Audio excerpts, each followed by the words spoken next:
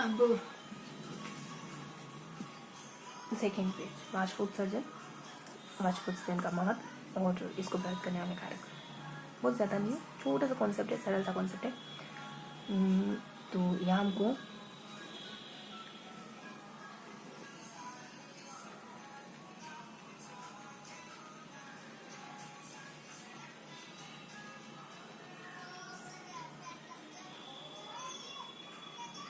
ठीक ये शब्दों को सबसे पहले लिखिए। यहाँ हमको कुछ 3-4 शब्द दिखे जिसको हमने लाइन कर दिया। यहाँ हमको 2 पैराग्राफ दिखे, यहाँ हमको अंक दिखे, यहाँ भी हमको अंक दिखे और अंक से ऊपर भी कुछ कुछ दिख रहा था।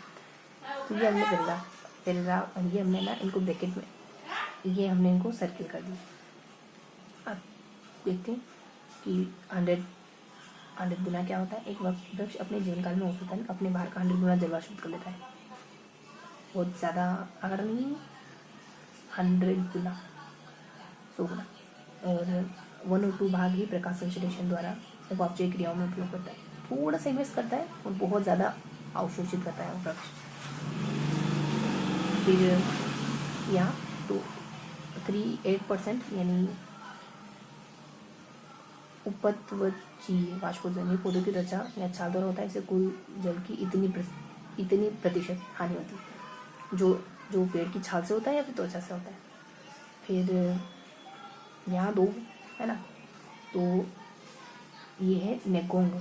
वाष्पोत्सर्जन की दर को नेगोंग पैरामीटर से मापा जाता है। लोंग से नापते हैं।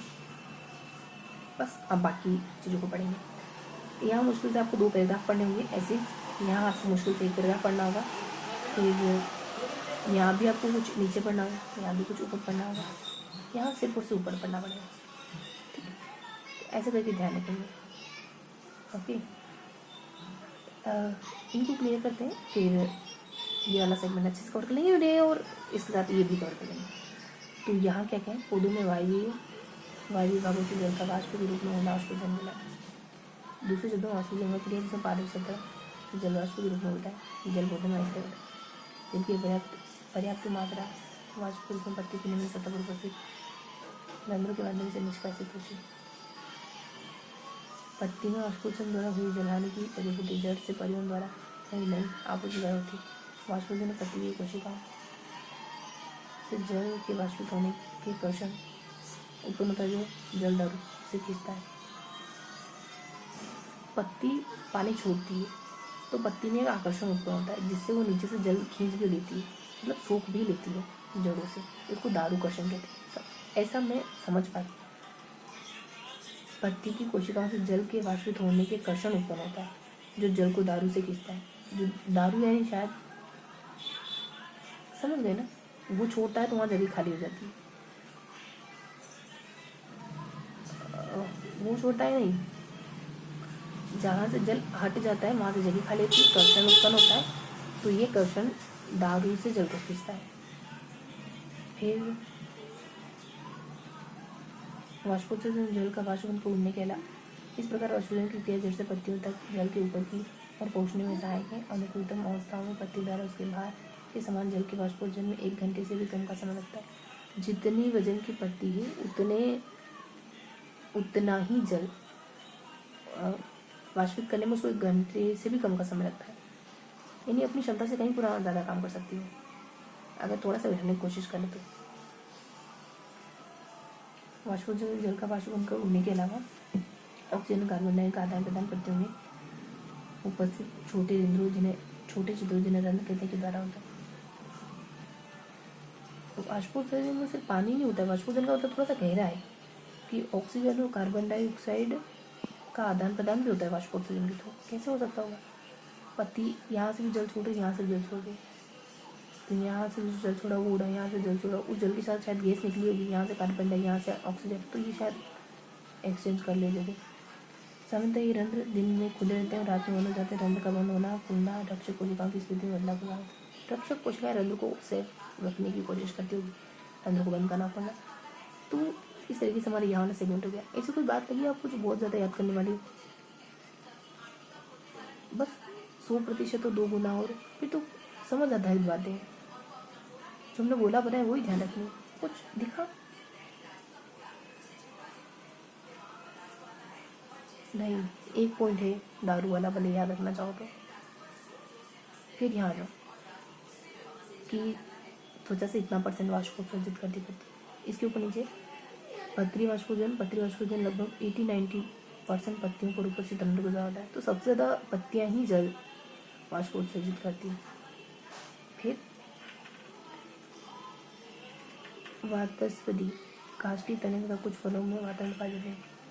वातस्पति यानी बात में आप फल भी खाते जा रहे हैं, बात भी करते जा रहे हैं। वात का मतलब फलों से और तनों से होने वाला। फिर एक और बिंदु, रात्रि के समय होता है, इसमें पत्तियों के किनारे से जल बिंदु के रूप में निकलता है। ये बिंदु स्राव ये भी पत्तियों से होता है। पत्तियों के बिल्कुल किनारे पर बिंदुओं के रूप में जल इकट्ठा हो जाता है रात में।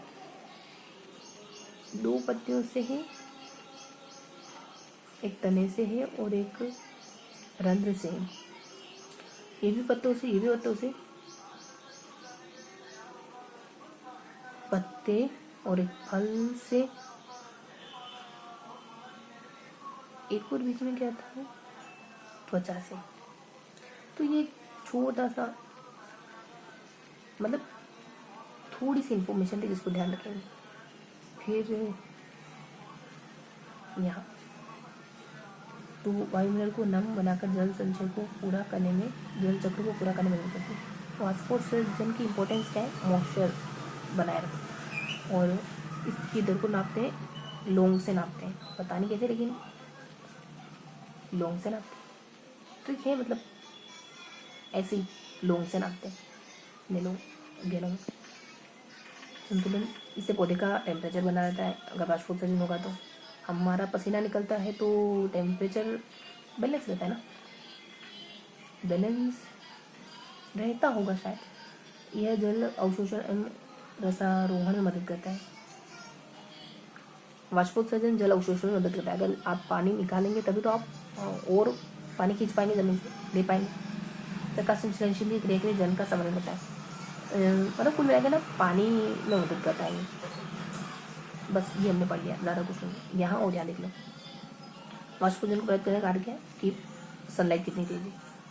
सनलाइट और तापमान का संबंध वैसे है कि तापमान कितना हाई है, या फिर तापमान कितना आर्द्र है, या फिर वायु कैसे चल रही है। अगर हवाएं बहुत तेज चल रही है तो सूरज का प्रकाश तेज होते हुए भी तेज लगेगा नहीं। तो बस प्रकाश, तापमान, आर्द्रता, वायु सब पे निर्भर करता है। देखो पढ़ते हैं, तीव्रता वाष्पोत्सर्जन बढ़ा देगा, बढ़ने पर भी वाष्पोत्सर्जन बढ़ता है। आर्द्रता बढ़ने से घट जाएगा, ऑब्वियस सी बात है। वायु की गति होने पर तीव्र होता है, वायु की गति तेज होने।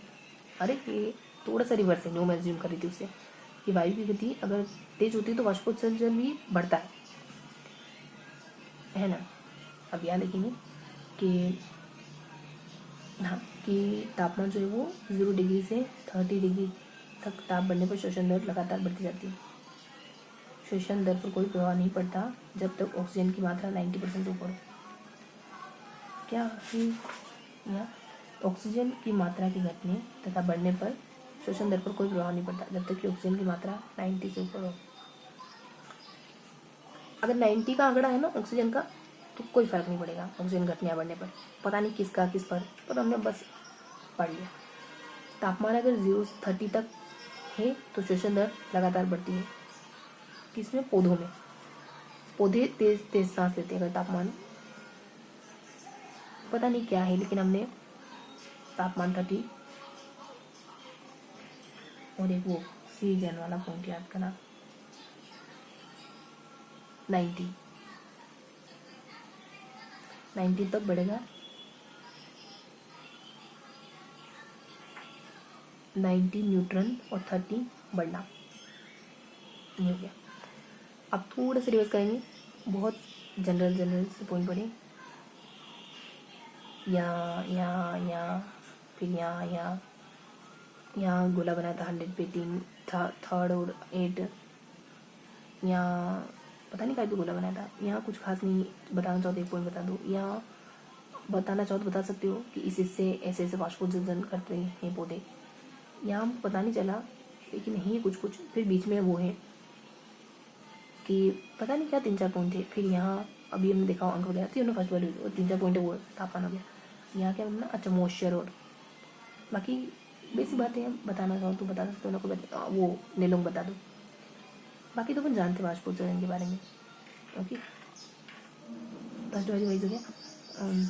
क्या जानते हैं, एक बार थोड़ा देखेंगे कि वो जल में मदद करता है, संतुलन बनाने में मदद करता है, खनिज लवणों को जल से बचाता है। वाष्पोत्सर्जन को काय के लिए मदद करता है, आवश्यक तत्व जल संभरण, एक मेन बात थी संतुलन, बस ये ध्यान रखेंगे। तो हमने क्या क्या पढ़ा, हमने यहाँ पढ़ा, यहाँ पढ़ा, यहाँ पढ़ा, यहाँ तो अंक पढ़े, यहाँ हमने मोशन पढ़ा। यहाँ अंकों के ऊपर नीचे कुछ भी नहीं है ज़्यादा, और यहाँ अंकों के ऊपर नीचे भी कुछ भी नहीं है शायद तक। फिर मोशन में भले आप बताना चाहो तो बता सकते हो, एक वो मोशन और एक और वो मशीन का नाम।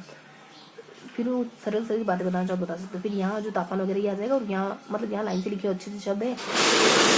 यहाँ जो है ना वो 90 30, ये हमने सेकंड बार दीजिए। थर्ड बार यूज़ करेंगे 1 2 3 4, 4 सर्किल बना दी हमने, 1 2 3, है ना।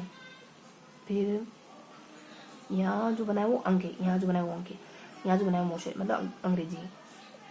आगे पीछे देखना चाहो तो 1 पॉइंट मिल सकता है आपको, बाकी नहीं मिलेगा। यहाँ इसके आगे पीछे देखना चाहो ना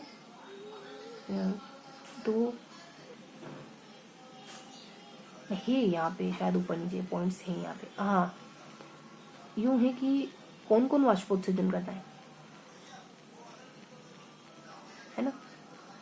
फिर नीचे आ जाए तो मोशर है और नेलोंग है। बाकी बेसिक बेसिक बातें हैं। यहाँ वो तापमान वगैरह बता दिया, यहाँ 30 मिनट से बता दिया। तो ये हमने सेकंड बार रिवाइज करी।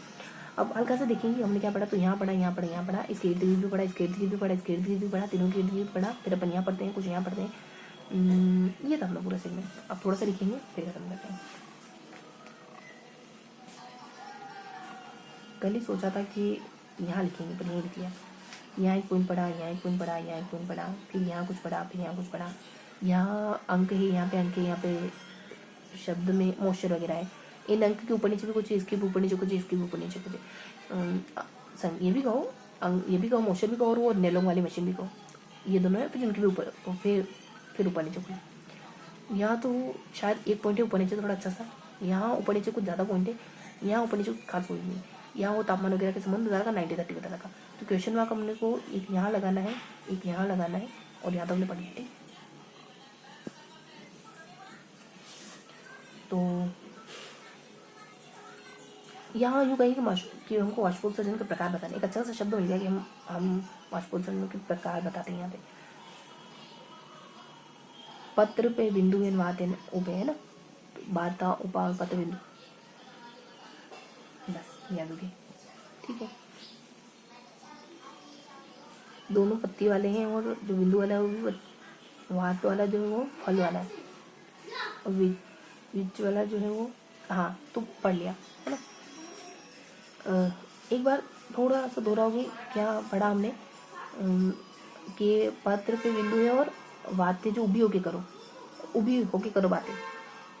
ठीक है, दोनों तरफ हो गया अपने, ये अपने क्लियर हो गया। फिर आ जाते यहाँ, तो यहाँ वो दारू, जल दारू वाली बात थी। तो ये था पूरा सेशन। मिलते हैं इसी सेकंड सेशन में, तब तक के लिए जय।